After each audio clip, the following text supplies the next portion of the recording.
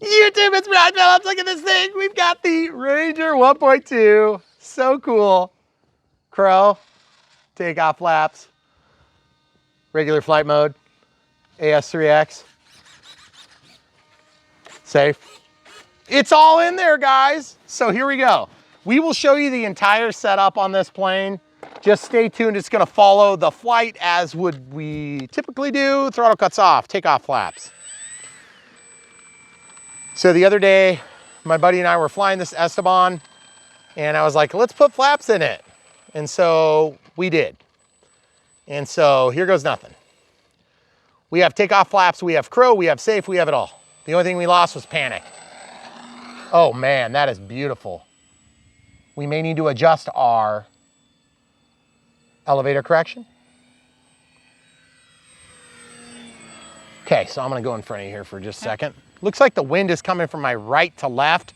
Need to get my elevator correction down just a little bit. It's just too much right now.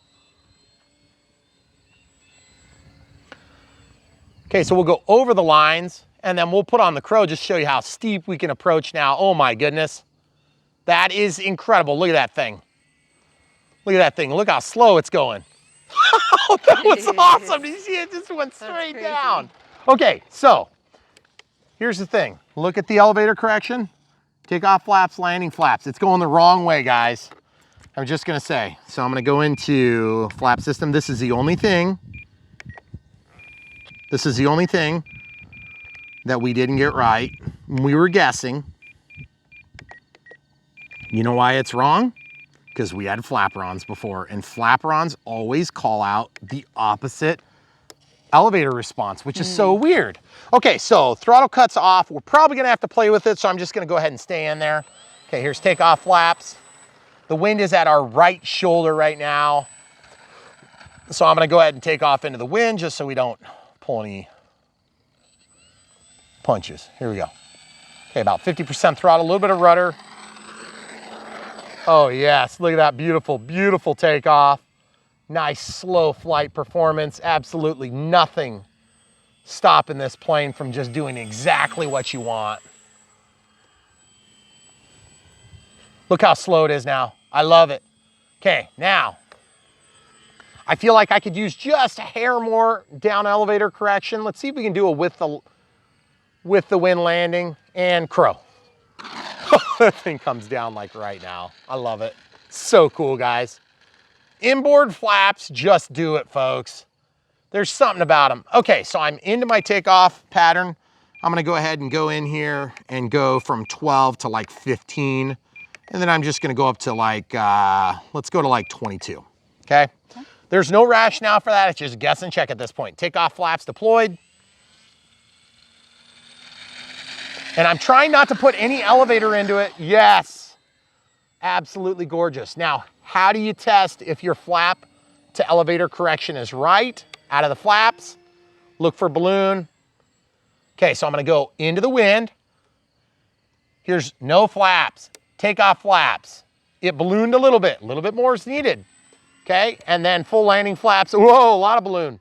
Okay, so we're gonna go into takeoff flaps just to see how it flies. Obviously the AS3X is rock solid right now. Okay, we're gonna come on in here, going over the top of the power lines. Then we're gonna get into the crow and just watch this thing slow down. Obviously I'm pushing down on the elevator.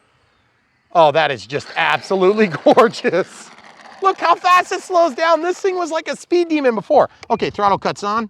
So I'm gonna go to the elevator correction. I'm gonna kick that up to like, let's just go crazy. We'll go to 30. Look at the barn doors. That's why we need a big correction. Okay, so we'll be able to do stall performance too, but we'll show you that at the end. Okay, so from full dead stop here, takeoff flaps, trying to make it look awesome. Oh, that is so good. Love it, guys. This plane was good before and now it is amazing. Folks, this thing is light on its feet, 1300 milliamp 3S, flying straight into the wind right now. Takeoff flaps, landing flaps. Okay, still need a little bit more. That's crazy. Okay, just so you can see, it still has every bit of performance it had before. It'll do all the stuff you want it to do. It'll fly upside down. Oh, I've got my gains way too high. I had them at full because I was testing everything earlier. I did feel like it was kind of flying on rails a little bit too much, actually. Takeoff flaps here. I had my knob turned all the way up, so if you thought it was a little bit chattery, that's because it was. Okay, coming in for landing. Look how slow it is now, guys. Full landing flaps. Look at that thing. Just incredible, folks. And that nose gear, that ugly nose gear that actually works perfectly. Okay, throttle cuts on. Okay, so we're gonna go from 30 to, let's just go kind of crazy. I think our takeoff flaps are about perfect. And the reason we take you through this whole process, and then at the end of the video, we're gonna show you the full radio setup from what we started originally on the unboxed build and radio setup. Okay, takeoff flaps. Elevator correction's already been settled, about 15% right here. Just absolutely gorgeous response. Okay, we're gonna get into position because we don't wanna lose our light. Okay, out of the flaps altogether. Get into position. All right, so nice flat level. About 50% throttle, takeoff flap deployment, landing flap deployment, and still just a hair. Just a hair, that's crazy. So we're gonna go to 43%. But let's go ahead and land on the driveway. You ready? Yeah, am I staying here? Yep. Okay, full crow. Oh, that is awesome. Oh no, I went too fast. That was an Esteban turn in honor of Esteban. He likes to bank it like that all the time. Look how well this slows down, folks. That was full speed to where we are now. Look at this. That is just incredible. Oh, it didn't even tip over. I know. Okay, so 40, we're gonna go up to 43. Okay. You know what? Do you wanna try grass? I don't think it's gonna work, guys, just full disclosure. I'm not trying grass, you're trying grass. Full up elevator. Yeah, we can actually do grass now. There you go. Out of the flaps altogether, just full disclosure, a little bit of rudder to keep that nose pointed down the runway. We'll just do a pass like this. After all, this is all about flaps, so I'm gonna be a little bit on the flap happy. And I'm not talking about my lips. Take off flaps, nice and level. Now, into about 15% throttle, here's landing flaps. Still just a hair of balloon. But look how slow that thing is. It's just creeping along, folks. And losing altitude without changing the angle of attack. So beautiful into the takeoff flaps. A little bit of throttle just to get it moving. Guys, can you ask for more? 1800 millimeters, yes. Okay, just to be clear, there is an 1800 millimeter in the Ranger, and I want it. Okay, so here we go. Just to show you, it'll do everything it did before. Okay?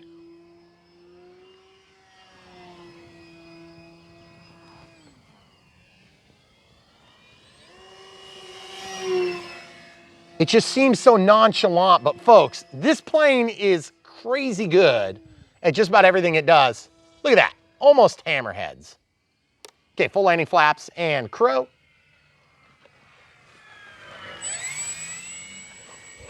Look at those things. That is just incredible. So here, if you stay tuned with us, you can see exactly what we had to do to set up the AR631, which is a receiver that's inside of this plane. It comes as a plug and fly.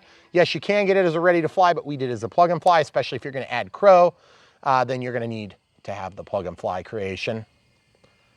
Okay, full landing flaps and crow, a little bit of throttle, and just look at that thing. Okay, into the takeoff flaps. Nice touch and go. This thing is so easy to control. Let's show you safe. Here's safe. That's with takeoff flaps deployed. Just to give you an idea of how it works, we're gonna go ahead and come around.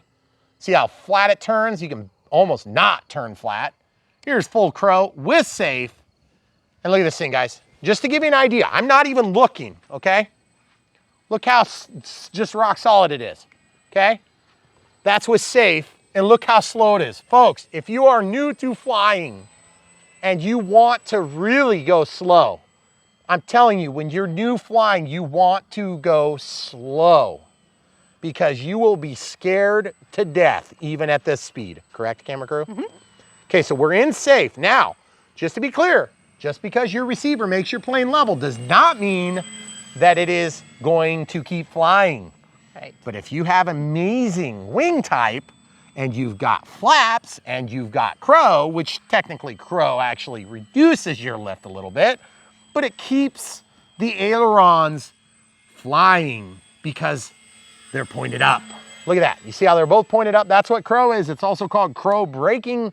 Some people call it reflex. Okay, out of safe, can't handle it anymore. We are in takeoff flaps now. Out of the flaps altogether. We'll just do some upside down flight performance. Yes, we are having a good old time with this plane. It is super fun. A little bit of rudder tie there just to get it around. Okay, full landing flaps, also known as crow in this case, and look at it slow down going downhill, folks. Like straight downhill. Just amazing. And yes, that was the world's worst landing. So what we're gonna do is we're gonna walk out of the menu. I actually think 43 is not enough. I think 43 needs to go up to about 46. Goodness gracious. I know, but just keep in mind, you've lost 46% of your elevator in that setting. Yeah. Okay? Also, when you get into safe, the plane knows its position and it's making decisions based on its position, not based on your stick. Right. Your stick is a vote. Your stick has a vote in the attitude of the aircraft, and safe has the winning vote. And that's why there's limited bank angles. Hopefully that helps you to understand what we're talking about here. Okay, takeoff flaps deployed. Beautiful, super realistic looking flight. It's about 60% throttle. 1300 3S, this guy going by wants to see, I can tell. He is slowing down to look, so I'm gonna give him a show. Yes, that's right. People enjoy watching these planes. In case you're wondering, 99% of the people out there love radio-controlled airplanes, and then 1% of them need to get a life. Seriously, folks, let's not make our world around the 1% of people that are so prudish they cannot enjoy such a wholesome, wonderful experience.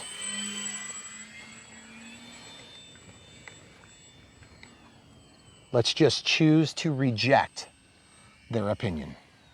That's what people used to do back in the day. And that's the way we should be doing it today too. What an awesome hobby. What a tremendous way to spend your time. It's so much fun.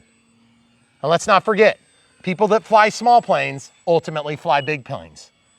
And why is that important? Because, believe it or not, aircraft pilots do not live forever. Eventually, we're gonna need more of them if you wanna get in an airplane and fly. People that do them professionally, many of them started flying little planes like this, and they loved every minute of it. And I bet a lot of them still do it. Despite what you've been told by the FAA and other organizations that don't seem to know how to grow this hobby. This is an amazing, wonderful, fun, safe experience. You did leave that part out when you first started flying, though. What? That you were gonna fly big planes. I'm good. Deception is the key. So folks, if you love the way this plane is flying, and you should, if you have a pulse and you're human and you want it for your very own, all you have to do, you're just a click away. Look in the video description, buy one for yourself. You'll be supporting our channel. Yes, we get small commissions from the companies that we work with. And yes, we review lots of planes. If I don't like them, I don't push it hard, but I do give you the opportunity to buy them through our links, even if we're not crazy about them. Hey, that's power. Guys, we're out of time. Crow, out of crow, crow, out of crow. I gotta get here. Oh, that is so awesome, guys. Full crow. Look at this, folks. Right at our feet, throttle cuts on. That was 3 minutes and 38 plus 10. Yep. So I don't know how much of that time was spent jabbering and not flying. I think it was pretty limited because I think I had to tip it over. Yeah. So I would say, let's call that 13 minutes of good flight time on a 1300 milliamp pack. That is really good for efficiency. That was a lot of takeoffs, that was a lot of landings, and there was some adjustments in there. So just to be clear, because this is the only part we don't cover in the next clip, this is our final settings. Please don't ask me to remember. That's why we're doing this right now, because I won't remember. So if you're watching this in 2 weeks, just go to this spot and copy it. This is the flap system. No, we didn't do any crow in position 1, which is like our takeoff flaps. You could do that. These positions will not exactly equate on your plane. because everybody's servos are gonna be just a little bit different. And depending on how close you put them or how far you put them from the seam, it will impact what that value is. Just go through, use it as a guide. You can do it. If you've never added flaps to a plane, this would be a perfect one to try it with because it's quite easy, especially if you installed an AR631 on the bottom of the wing, just like we did in our unbox build and radio setup, which was the initial building of this plane. So start with that, watch through, see how we set up the radio, and then you can follow the second half of this video. We're gonna actually show you exactly what we did to set up the radio setup. We did not go through the entire mechanical installation of the flaps, but we're gonna give you a quick overview right now. We cut both of these in the same position. That's important. Otherwise they would go opposite directions. Note this is here and that is there. They are pointed opposite so that when you move the ailerons, they go opposite. In our case, it doesn't matter because they're flaperons. They're independently controlled by separate channels. By default, they would be on a Y cable, okay? So when there's a Y cable controlling these, they have to be laid out opposite like this, unless you have a reverse servo and a standard servo.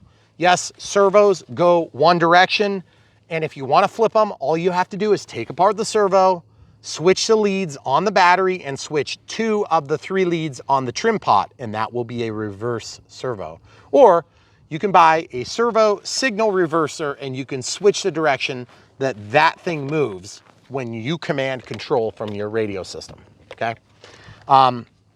These are things that you'll learn if you're new to the hobby and you're just trying to follow along. There is a lot to take in. So you're gonna wanna follow Brian Phillips RC. You're gonna wanna watch the literally thousands of videos. You probably won't get through all of them by the time you're an expert pilot and you won't need us anymore. But anyway, we hope that we can help you along the way. These 2 servos were simply cut into the foam, and then we put in some stuff that was from a crash plane the other day that went through the back side of the servo or of the flap.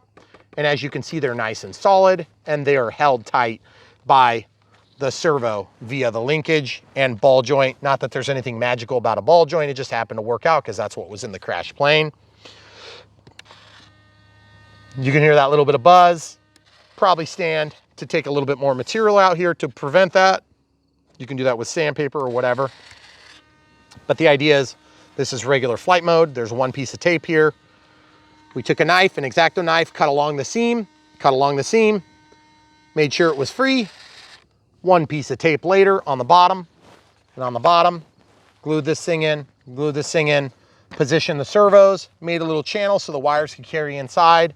The wires could carry inside, we put a Y cable on, put the Xbc Battery Checker on there. Do you have the Xbc Battery Checker, just in case people aren't aware of what it is? Let's go ahead and show them. Also, we'll check the battery because we were dead. Okay, this is the Xbc Battery Checker. This doesn't just check batteries. This also checks servos.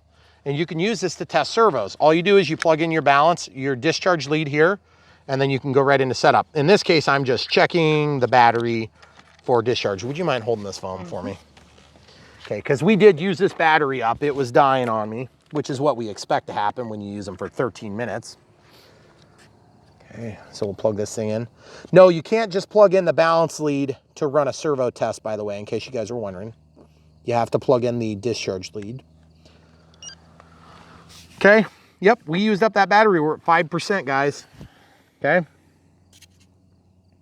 All right, so I don't think this is gonna work. So this, see, there you go. There's your servo test. So you just plug it in right here, and then you can actually make the servo change its position for testing. And that's exactly what we did to make sure that our servos were in the middle and that we were gonna have enough throw to actuate the flaps and what holes we end up ultimately putting these linkages into, okay? So we did most of that with the Xbc Battery Checker. You can also just plug them into your receiver and see where things end up and start playing with your setup. But anyway, without further ado, guys, we are gonna show you the entire setup on the radio side of things right now. So stay tuned. If you wanna buy these things to help support our channel, buy what you like. You don't just buy this plane because we're talking about it today. If you don't like this one, get something you like. But this plane is really good. Also, if you're wanting to support us in other ways, we have Patreon and we have PayPal, and we really appreciate you guys using those sources. But just to be clear, PayPal charges us no fees, and you guys pay no fees, which is really nice unless you're international, whereas Patreon is actually quite expensive. I think the last time we were like 18%, we checked. So, because we got our first payment for the first month of support, which is super appreciated. But just guys, be aware. I know some of you guys are gonna wanna know that, and they don't talk about it on Patreon because they don't want you to know that. And we want you to know that because we assume that if you're trying to give us support, you want us to get support, and you don't wanna support Patreon. But anyway, it's just the way it is. Here's the thing. Best way to support us, buy the planes you love, because we wanna get you guys flying. That is the number one reason why we do this, is because flying these planes is amazing. It should be an experience that we can all share together. Break down barriers between different people. You know, there's no reason that we can't share this, even if we disagree with like everything else. Flying radio controlled airplanes is super fun. So we should be doing that. Anyway, stay tuned. You can watch how we set it up. We appreciate you. Come back for more. YouTube, it's Brian Phillips. We got something new and exciting. NX8, that's not the new and exciting part. This is actually something we did just the other day. This is the FMS Ranger 1220, which is a plug and fly, but I said, why weren't there flaps? Well, I added flaps, okay? So as you can see, there's two servos under here, and we have them fully retracted right now. And basically I just stole parts out of crashed planes because I have a plethora of them, and went through the process of setting it up on a DX8, which I was doing with a friend. So I am gonna now set it up on the NX8, which is gonna be a lot easier because the DX8 makes it not very easy. That being said, we already had this set up and bound and ready to rock and roll, and I already have the profile here. So if you haven't already seen it, we have the unbox, build, and radio setup on this plane in this existing playlist. So all you have to do is go back and you can watch what we did initially, and we're gonna be building on that to show you how to go from the original profile that we set up with flaperons to Crow. So we have a Y cable that's connecting these two 9-gram digital metal gear servos, or whatever they are. Doesn't really matter if they're digital. And they both pull down this flap. It's not even powered up right now, so I'm just doing that manually. But then these are allowed to operate separately and independently, depending on how you want it to work. So we're gonna go through the process of setting up the NX8 to add that feature on an existing, already preset profile. So that's what we're doing now. So without further ado, we're gonna pop the wing off. We'll show you how to bind. Let me just pull these little wing struts down. And then as you know, this wing comes off super easy on this plane. If you've already watched the original build setup, unbox, build, and radio setup. And you can see kind of how we set this up super easy. We just ran the wire through here. And then we have one single Y cable that hooks those two servos together, and they're both pointed this way. And that's how the action is the same direction, okay? This aileron and this aileron are not connected through a Y cable, and that's how we're allowed to have 1 channel, 2 channels, 3 channels, 4, 5, and 6 channels. This is a 6-channel receiver, but the AR631, AR637 both have additional channels beyond the 6 that you can hook into. Okay, so we're just gonna show you the whole process. After you get your servos installed, which is really pretty self-explanatory, you cut the hole, you put them in. In my case, I used a sharp knife to cut right here and right here. And then I put a clear piece of tape, and then I just worked out hardware and just kind of fiddled with stuff until it was square.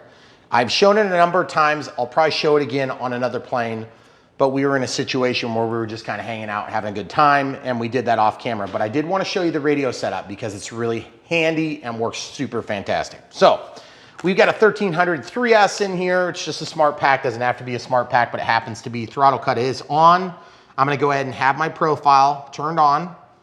Now I'm gonna shut off my transmitter so I can rebind. Like I said, I bound it to a DX8 Gen 2, and it was very challenging. We're gonna show you how easy it is to change the configuration. So we're gonna plug this in, then we can just press the bind button once. It's gonna start flashing. It's gonna start flashing if I get it. There it is. So now it's flashing, and as per typical, I'm gonna try this and it's not gonna work the first time because it never works on camera. Pressing down the bind button. It always fails on camera. Come around here, like every other time. Click. I'm gonna go down to bind. I've stepped a little bit further away and bind. Nope, a little bit further, a little bit further. Okay, into the bind. There it goes. Okay, so as you can see, everything's waking up. Securing the plane, make sure everything's good. Okay, so we're good here. Obviously, at this point, what we need to worry about is kind of getting things back into position. We obviously have control of the aircraft. Throttle cut is on and tested, so we're safe. So, but you can hear those servos overdriving a little bit. So you just got to be careful not to let them sit for too long before you get that undone, and then make sure all your wires get back down into the hole. So I'm going to drop that down into the hole, lock these two tabs, and then put these things back on, the wing struts, because now that we're bound, we can just go through this process. And the next thing you're going to know, we're going to be flying. Okay? So the first thing I recommend is get your battery and everything secured, just like you were going to go fly, even though we're not going to be going to fly for a little bit because we have to do all the setup. Okay? First thing you need to do when you change your profile is you need to make sure all the controls are going the right way. Elevator up, elevator down. Ailerons both roll the correct direction. Rudder goes the correct direction. Now throttle cut's off, securing the plane. Throttle's going the right direction, it's back on for throttle cut. So we've tested everything. The only thing we haven't tested is we turned panic mode on this, and we are now going to be using panic mode to control this, so I need to deactivate that. So if we clear the timer, click, go to the function list, we're going to go down to forward programming, gyro settings, or yeah, I think it's there, and then F mode setup. See this? It says flight mode 1, flight mode 2, and you'll note that the servo moved a long ways, okay? Now, this is the panic mode. If it was inhibited, it would show if it was on right here. Okay, so I don't see it on right there. And also, if I go to system setup, that's what you're gonna do if you do make any changes, and you would hit apply. But I didn't make any changes yet. Okay, so you would go relearn servo settings and then hit apply.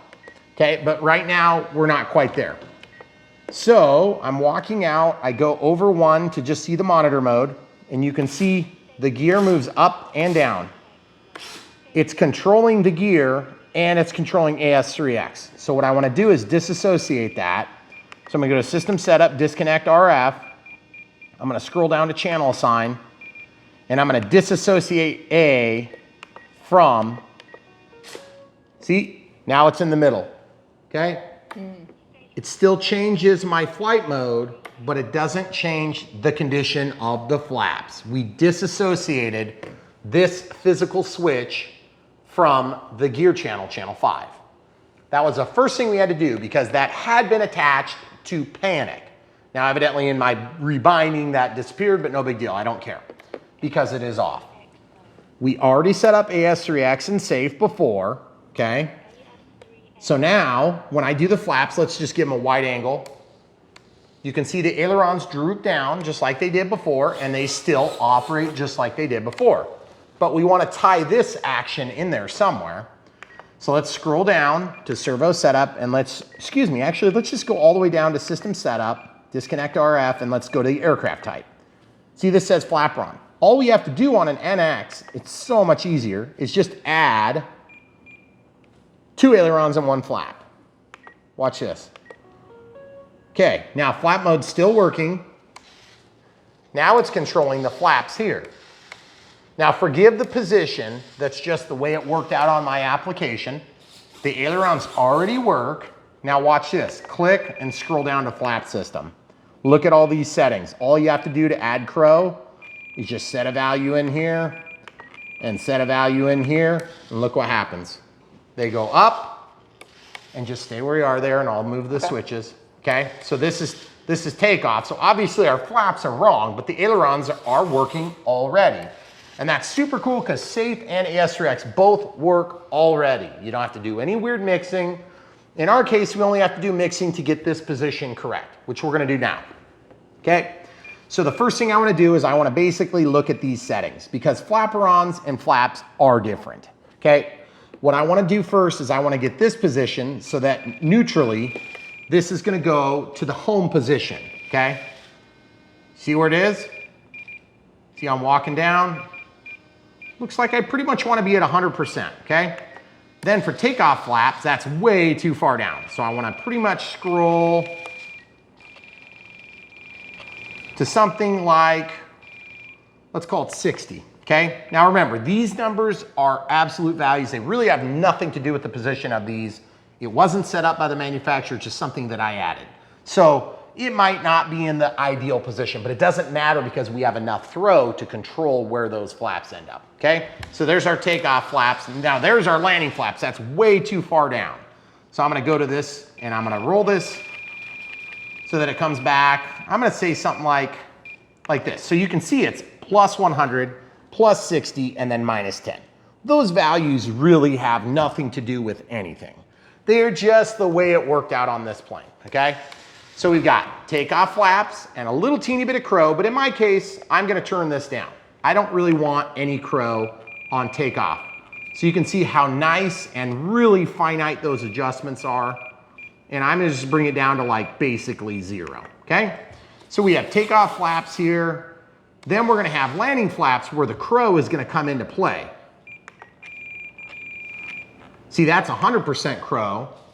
So you'll note that we're gonna lose some of our roll authority. So I'm gonna go ahead and go to this and I'm gonna back that off just a little bit. We'll probably do like 65%. That gives us up and down movement when we're trying to roll the aircraft on final. But then takeoff flaps and landing flaps. So you can see how easy that was. That took us all of what, 5 minutes? Yeah. That took me like an hour on the DX8 Gen 2. So if somebody goes and gets servos out of a crash plane and puts theirs in, their numbers might be totally different from yours. Those numbers were just guesswork. Okay. So you're just looking at the position, Yep. not the number on the screen. And what you have to do is you have to basically take a servo tester like the Xbc Battery Checker. And what you're gonna do is you're gonna hook up a battery to this thing and you're gonna plug in that Y cable. Okay. And you're just basically gonna go to like 100% and then minus 100%. And just make sure you're sort of in the middle somewhere. If you're really concerned about the amount of throw, or maybe you're moving a larger flap that you really need a lot of mechanical advantage on, then what you're gonna do is you're basically gonna idealize this by getting this into the correct hole. In our case, there was a big hole drilled in different positions because these came out of a plane that happened to have 2 different positions. There was one that was drilled in position 3, and then this one was drilled in position 4. So it kind of screwed up my original plan, which was to get the maximum throw and the maximum throw and getting it as close as I could to the rotation point. So that means you get the most leverage, okay? This is on the outside of the linkage and that's on the outside of the linkage, which is fine. It just means that you're not gonna necessarily use all the throw. And who knows, maybe when we're done, we want to go ahead and make those things come all the way down with maybe like 1 extra mix. But in this case, the next thing we have to do is we have to test AS3X is working and we have to test that Safe is working. So, throttle cuts on. First thing we're gonna do is we're gonna actually give it throttle while holding the plane. Okay, throttle cuts back on and tested. Now I'm gonna move the plane up, down. Can't quite see, so I'm gonna turn the gain all the way up on the knob. Up, down. I'm looking at each surface separately. Up, down. Yep. Now I'm looking at the rudder. I wanna see it go toward the camera crew when I move the tail. Yep, toward the camera crew, toward me. Then I'm looking at the elevator. Up, down. Can you bring up close? Let's show them what we're talking about here.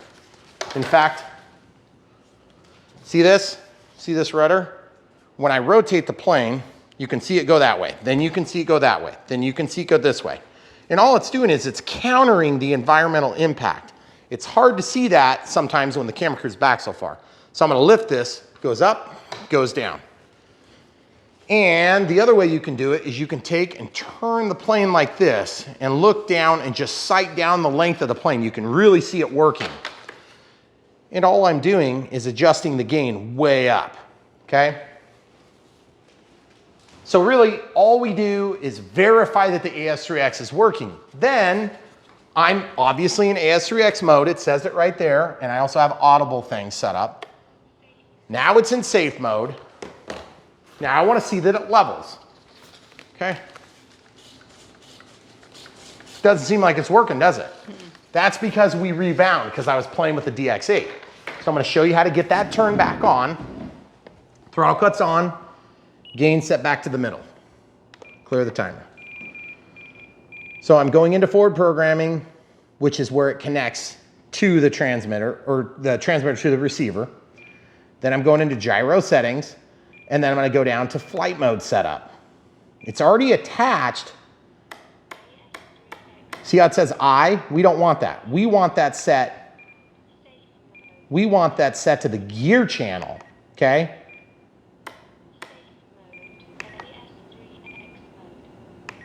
See how it says I? Mm-hmm. That's because the way we set up the panic mode was set to I before, okay? So I need to walk out. See how it's not letting me walk out? And I do not want the input to be I want it to be A. See how that changes? Now it's gonna let me out. Now look, see? As I flip my switch, safe goes off. And you can hear it because it's already programmed to activate when this switch changes, because that's tied to a flight mode and that's tied to another flight mode. Then I just taught this menu how to respond accordingly, okay? So now, even within the menu, you can test this. So I'm in safe now. So you can hear, and you can also look at the elevator. The elevator's trying to level the plane. Now it's trying to level it the other way. It's trying to bring the tail up level. Okay, so we know that's working. And then when I turn off safe, it goes to AS3X only, okay? So we know that we're golden there. Now we just gotta make sure that panic is totally turned off. Ordinarily, you would have had to turn that off, but I've already bound it to a different plane, so it lost that setting. This would have needed to be turned back to inhibit. It was already set to active. I'm gonna deactivate that again just to show you how to do that. Yeah.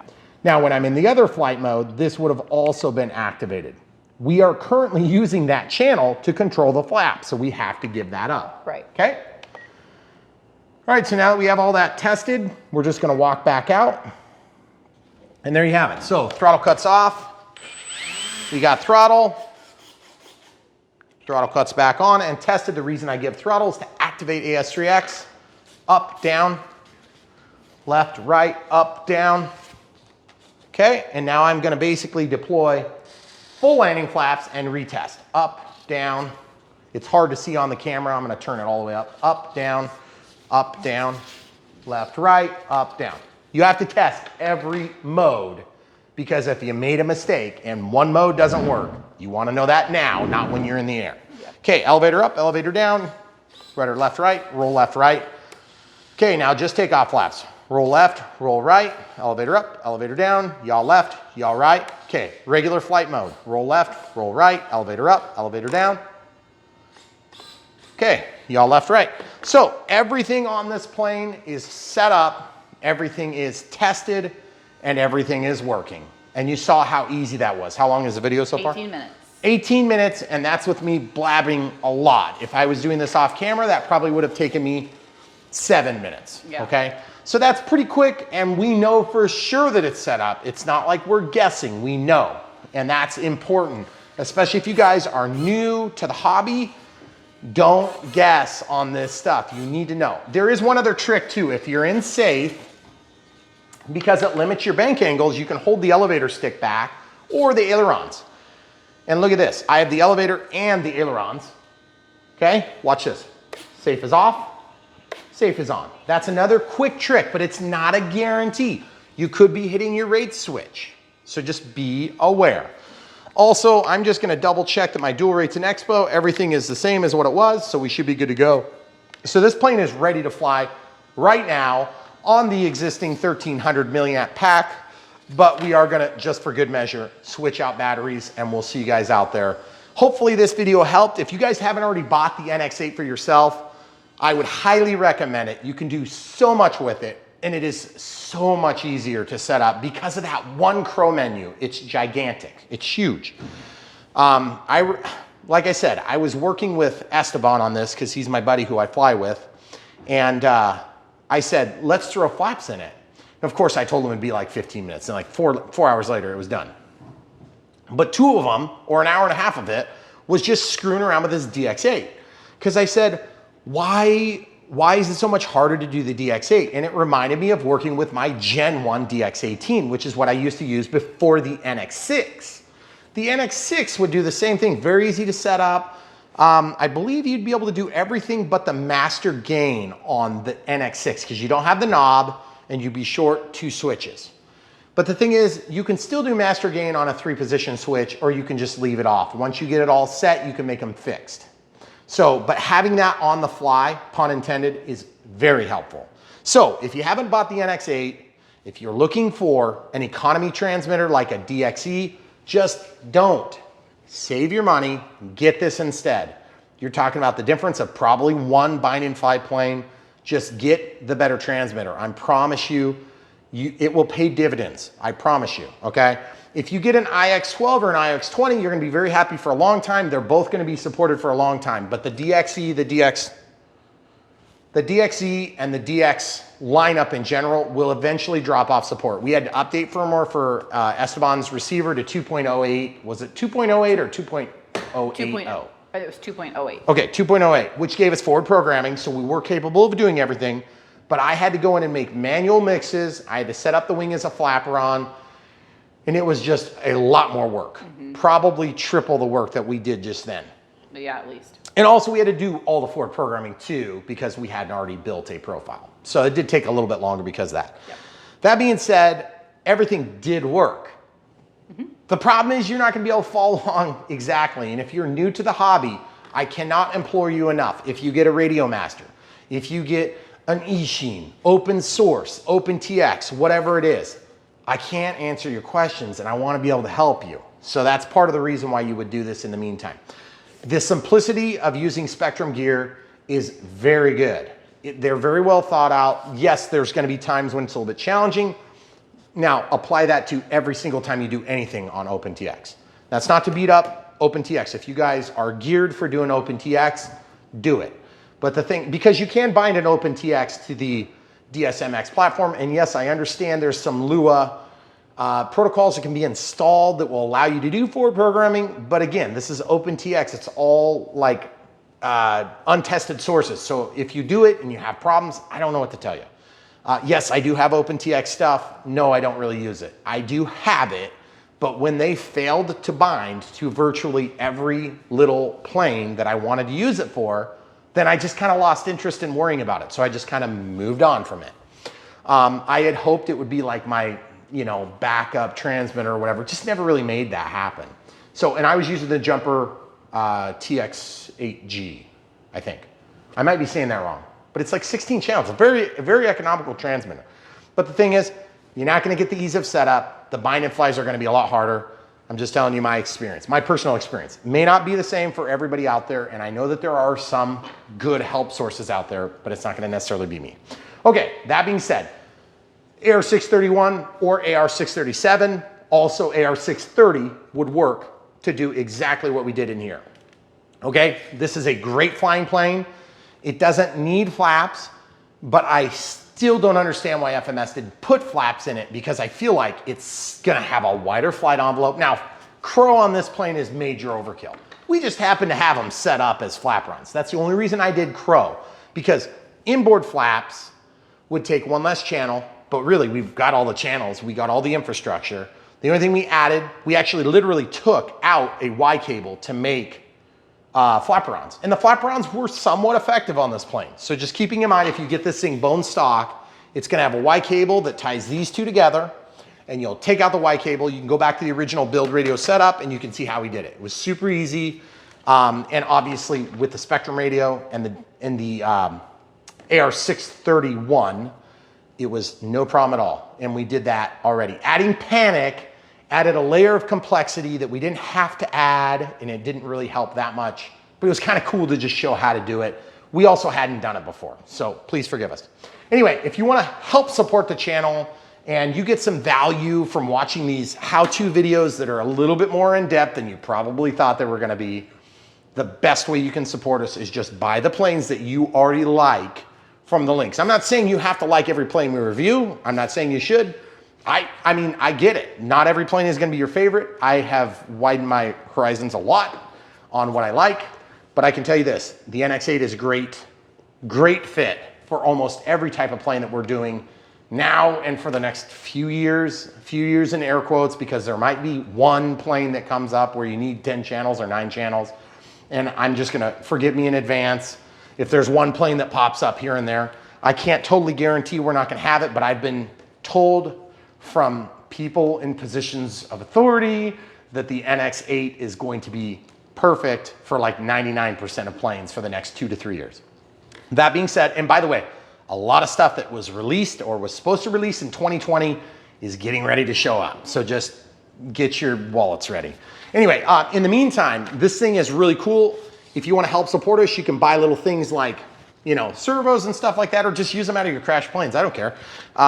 But just come back, watch the videos, buy the planes from the links. We'll link to this plane. We'll link to the battery that we used. We'll link to the transmitter we used, and we'll link to the receiver that we use, because this is marketed as a plug and fly, but we also have links to a ready to fly in the unboxed build and radio setup. I'm going to recommend, since all the stuff we're doing here is just plug and fly related, we're only going to link to the plug and fly on this. We're only going to link to the battery that we used in this video, and we'll only link to the receiver and transmitter that we use in this video, just to kind of avoid confusion. So if you have any questions or comments, leave them in the comments below. We try our best to respond quickly, and most of the time it is within a day or two. Sometimes it's like a week. When it gets really busy, then it's a couple weeks, and I apologize for that. Thanks to the patrons and PayPal supporters. We've had people every month that are supporting us on PayPal. We really appreciate that, and we kind of like that the best, because you guys, if you send us 10 bucks, we get 10 bucks. If you send us 10 bucks through Patreon, then, you know, like 15 to 20% of it gets chewed up by fees. So just full disclosure, we're not trying to pull anybody's legs. We still think the best way to support us, buy the planes. Buy what you like. We get a small commission from these guys. Whatever source it is that you choose to take, we don't care which one you pick. We just want to make sure that you know this thing is cool, it flies good, and we want to help you to make it fly good. Because yes, you can open this up, and yes, you can set it up different and have a different outcome. So that's why you come to Brian Phillips RC, because we're going to help you get out of the box and into the air and have a good time with it and have a good experience with it and not have all sorts of problems. So we have the problems so you don't have to. And plus you can laugh at us. Anyway, that's all we got for you. Hopefully this video helped. Come back for more.